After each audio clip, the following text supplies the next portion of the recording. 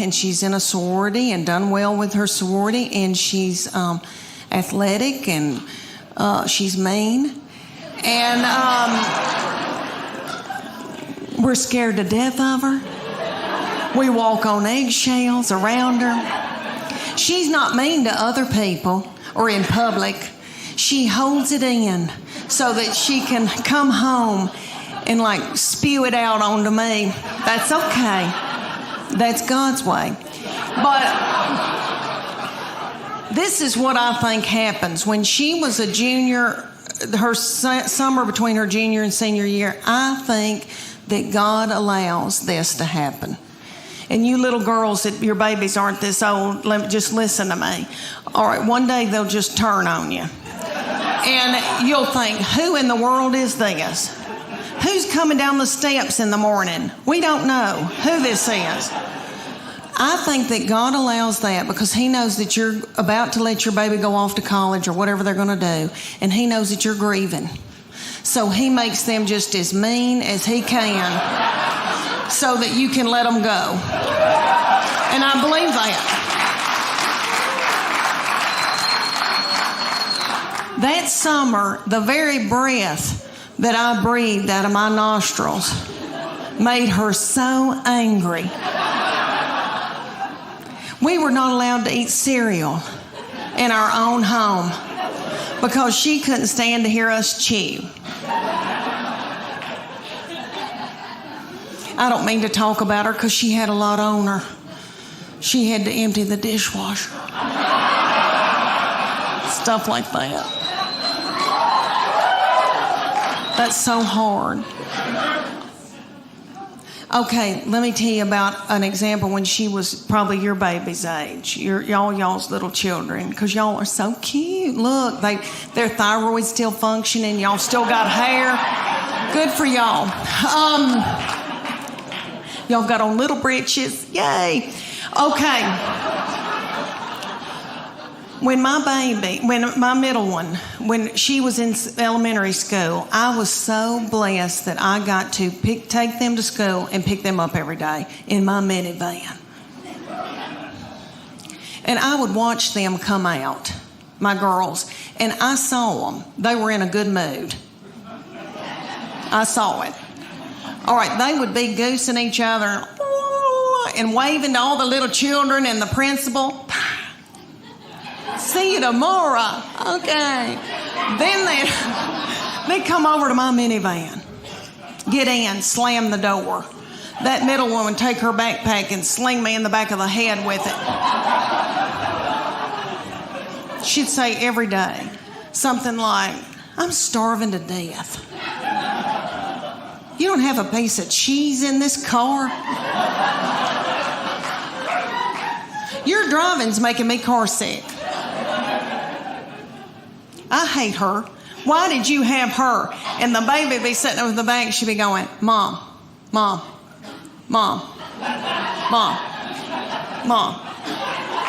And I'd say, what? And she'd go, Mom, Mom, Mom, Mom. I go, what? I'm listening. She could say some of the craziest things. She said to me one day, did Jesus ever have head lice? How do you answer that? I said, well, baby, I don't. There's something happens to you when you're in your 50s, and it is wonderful. You don't care, okay? You don't care about anything. All right, we go to get a spray tan, and y'all know about Snapchat. All right, I'm completely naked with a plastic bag on my head in the spray tanning thing, and it's like a car wash. It does this. When it's cold outside, it feels like needles going in you. It's so cold.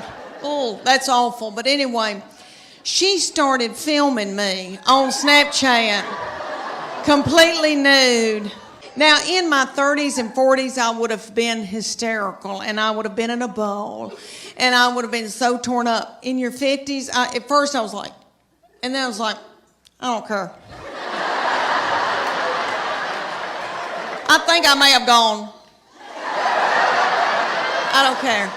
Church of God, Becky and I joined the CrossFit in Knoxville. The CrossFit was run at the time by these little children. They were in their early 20s, and they were beautiful. And they looked like movie stars, and their little fannies looked like baseballs. And I wanted my fanny to look like a baseball. So I made Church of God Becky join, and she'll do whatever I say. So anyway, and I call her Church of God Becky because she was raised Church of God. So sweet, sheltered. Like I have to explain things to her. Things like camel toe.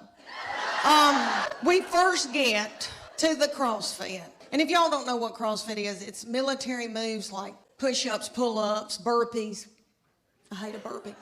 Okay, all these things, they would put like a tractor tire in the parking lot, and they'd set little Becky in it, and I would pull Becky across the parking lot, and she was holding her purse. I had that thing about words and bad language because my little mom and daddy never said ugly words, ever. And there was never alcohol in our house until my sister was going to marry a little later in life, and she was going to marry this hoop-de-doo man. And when I say hoop-de-doo, I mean country club.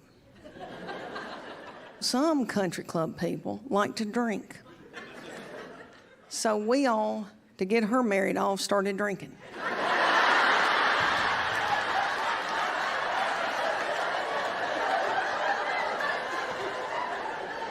And my little mama had never had alcohol, got out of my car. She had 2.5 glasses of wine and said, I can't feel my arms. Thank you. I can't even think about going on one of these trips until I can get through Christmas. And I don't mean to sound like everything falls on me, but everything falls on me.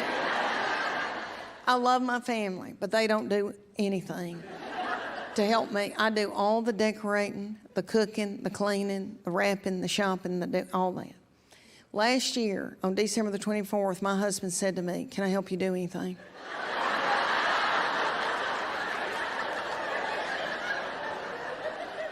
And I said, I'm going to beat you to death. And I can't think about this trip because I got to get ready for Christmas, and I get so torn up that I want to take to the bed.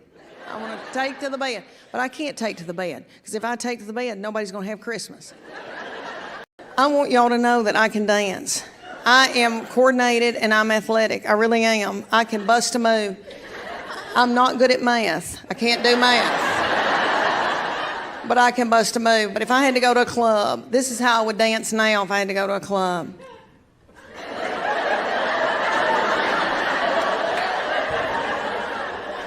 Because I don't want to jiggle.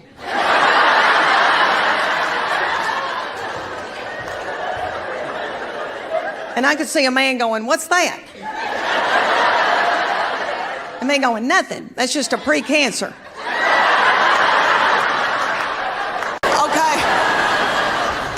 It gathers in right here where my hernia mesh is. And it shows my arms that I still have because they're my daddy's. Jimmy Fletcher, I've still got his arms. Okay, I've still got my collarbones, praise God. And then it covers up the white flour and the sugar.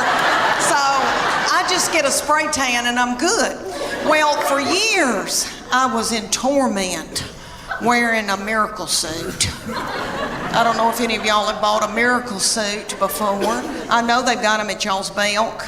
I know they got them. And there's going to be a big gob of them hanging together because they have hundreds of them. And I wore one year. I felt so desperate after I couldn't wear a bikini anymore. I wore a lavender one in Hawaii, and my husband and I went, and they took this scuba video of us scuba diving, and I popped that video in from Maui, and I thought, oh, I can't wait, and this like big lavender thing goes by, and I'm like, what is that?